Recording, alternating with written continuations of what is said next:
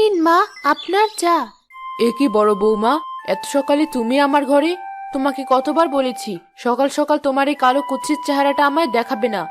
মা আসলে ছোট বৌমা কোথায়? আমি তো ওকেই দিয়েছিলাম এই দায়িত্ব। মা, ছোট তো এখনো ঘুম থেকে ওঠেনি। সকাল সকাল উঠলে ওর নাকি চোখের তলায় কালি পড়ে যায়, তাই তো আমি আপনার চাটা নিয়ে এলাম। মুখে বুলি ফুটেছে দেখছি। যাও, দূর হও আমার সামনে থেকে।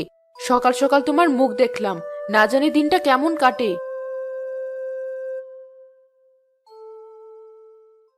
কি হয়েছে মা? সকাল সকাল চিৎকার চেঁচামেচি শুনতে পেলাম মনে হলো। আরে ছোট বৌমা, তুমি কেন আবার উঠে এলে? ওই বড় বউ সকাল সকাল আমার ঘরে চা নিয়ে এসেছে। তুমি তো জানোই ওকে দেখলে আমার কেমন রাগ ওঠে। ও, এই কথা। আসলে মা, সকাল সকাল ওঠার অভ্যেস আমার নেই। তাও বিয়ের পর্যায়ে একটু উঠেছি। দেখুন, চোখের তলায় কেমন কালি পড়ে গেছে। আহারে, তাই তো আমারই দোষ। তুমি হলে বড়লোক বাবার বড্ড আদুরে মেয়ে, তার উপর তোমার এমন চোখ ঝলসানো রূপ। তোমার কি আর ওসব কাজ সাজি? তা যা বলেছেন মা, আপনার ছেলে তো শহরে যাওয়ার আগে আমায় পই পই করে বলে গেছে আমি যেন ঘর থেকে এক পাও না বের হই। তবুও বাড়ির বউ বলে কথা, এটুকু না বের হলে হয়? বৌমা, তোমার সত্যি খুব কষ্ট হয়ে যাচ্ছে। এসব কথা আবার তুমি রাজীবকে বলো না যেন। ও এত করে তোমার ভার আমার হাতে দিয়ে গেছে। বেশ মা, তুমি ঘরে যাও। আমি বরং ওই বড় বউকে দিয়ে তোমার ঘরে খাবারটা পাঠাতে বলছি। কিন্তু মা। এত কিন্তু কিন্তু করো না তো বৌমা। এই রোদে তোমাকে আর ঘর থেকে বের হতে হবে না, তাহলে এমন ফর্সা মুখ লাল হয়ে যাবে। যাও যাও, তুমি ঘরে যাও। বেশ মা, আমি তাহলে ঘরে গেলাম। আপনি বরং আপনার বৌমাকে দিয়ে আমার ঘরে একটু বেসন আর টক দই দিয়ে আসতে বলবেন। যা গরম পড়েছে, ওগুলো না দিলে আমার মুখটা আবার কালো হয়ে যাবে। কি সুন্দর দেখতে আমার ছোট বউ। মেয়ে তো নয়, যেন আকাশের পরী। একটু আদর যত্ন না করলে কি চলে? আর ওই হয়েছে আরেকজন। হাড়ের কালি বেশি কালো না ওর গায়ের রং, এটা বোঝা খুব কষ্ট।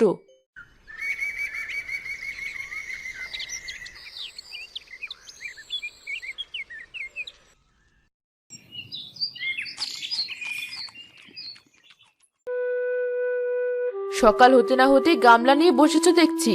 তা ওদিকে কে খেলো না খেলো সেসব খেয়াল আছে? ছোট বউটা না খেয়ে মুখটা কেমন শুকিয়ে গেছে। আসলে মা, ছোটই বলেছিল সকালে শুধু চা ছাড়া কিছুই খায় না। ওতে নাকি মানুষ মোটা হয়ে যায়। তাই তো ওর ঘরে চা পৌঁছে দিয়ে তবে আমি খেতে বসেছি। এমন ভাবে বলছো যেন চা দিয়ে আমায় উদ্ধার করেছো। যাও, এক্ষুনি ছোট বৌমার ঘরে বেসন আর টক দই দিয়ে এসো। আচ্ছা মা, আমি খাওয়াটা শেষ করেই যাচ্ছি। কেন? একবেলা না খেলে তোমার ওই মোটা দামড়া শরীরটা বুঝি কমে যাবে? সত্যিই বাবা, কি দেখে যে তোমায় ঘরে এনেছিলাম! যেমন কালো তেমন মোটা, দেখতে একদম মহিষের মতো। এসব আপনি কি বলছেন মা? আপনারা তো আমাকে জেনে শুনেই ঘরে এনেছেন, তাহলে কথায় কথায় এসব বলছেন কেন? একদম মুখে মুখে কথা বলবে না। যাও, এক্ষুনি ছোট বৌমার ঘরে ওসব দিয়ে এসো। তারপর যা গেলার গেল।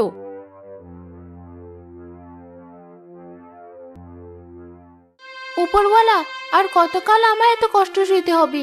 তুমি তো আমায় এই রূপ দিয়েছো, এর দোষ কেন সবাই আমার ঘাড়ি দেয়? এই জীবন যে আমার আর সহ্য হয় না।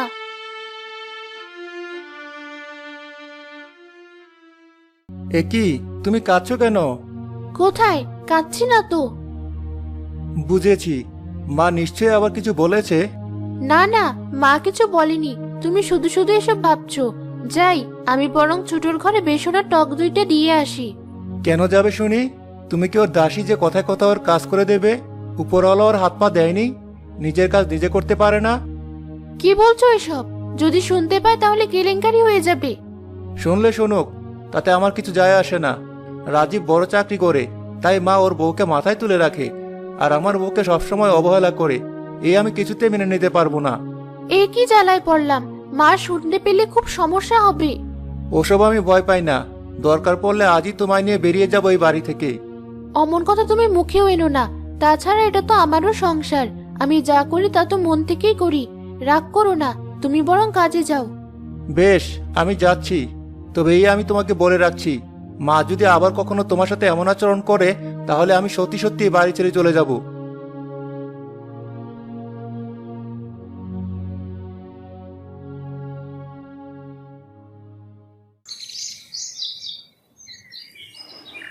এই নে ছোট, তোর টক দই আর বেসন।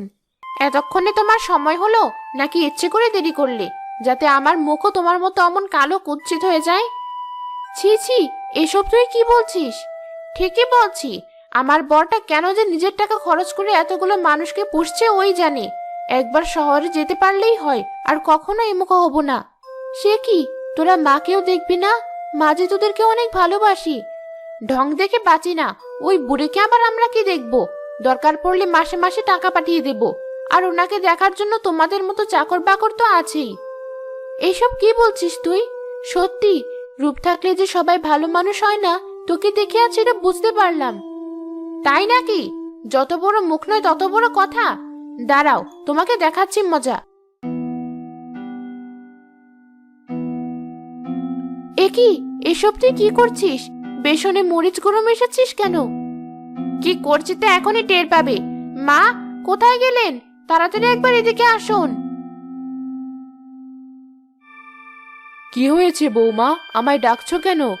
ডাকছে কি আর সাধে? আমি আপনার ছেলেকে বলেছিলাম এখানে থাকবো না, কিন্তু আপনি আমায় জোর করে রেখে দিলেন। কি হয়েছে সেটা বলো। কি হয়েছে দেখুন, আপনার বড় বৌমা আমায় কত হিংসা করে। তাই তো আপনি আমার রূপে প্রশংসা করেন বলে বেসনে মরিচ গুঁড়ো মিশিয়ে দিয়েছে। বিশ্বাস না হলে নিজেই দেখুন। এ কি ছোট, মিথ্যে কথা বলছিস কেন? এই মরিচ গুঁড়ো তো তুই মিশিয়েছিস। সে কি, কি বলছো তুমি? দেখলেন তো মা, কত বড় সাহস, আমায় মিথ্যেবাদী বলছে। না না, আর এক মুহূর্ত এখানে থাকবো না আমি। বৌমা রাগ করো না, দেখো আমি কি করি।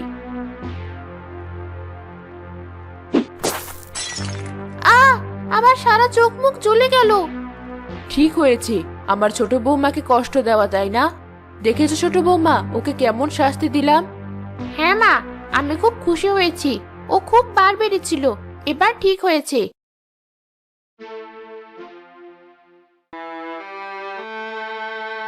এই যন্ত্রণা যে আমি আর সইতে পারছি না।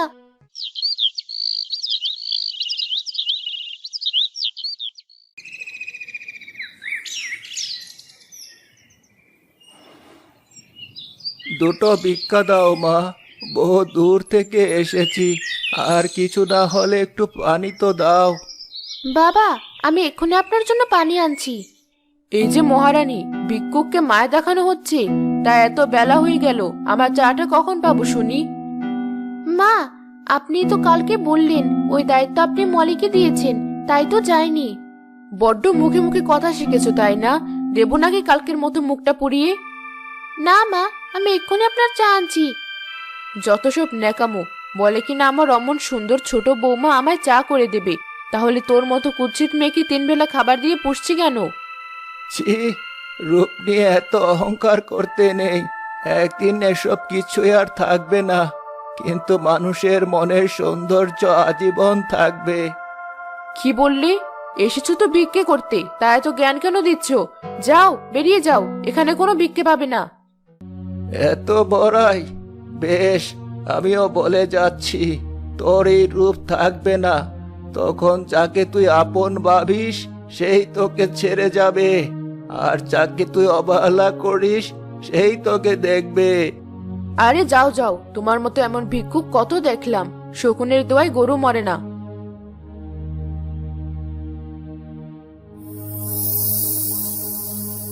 ওরে বাবা, আমার শরীরে কি হচ্ছে? জ্বলে গেল। ছোট বৌমা, কোথায় গেলে? রেহানার চিৎকার শুনে কাকলি আর মলি দুজনই বাইরে বেরিয়ে এলো।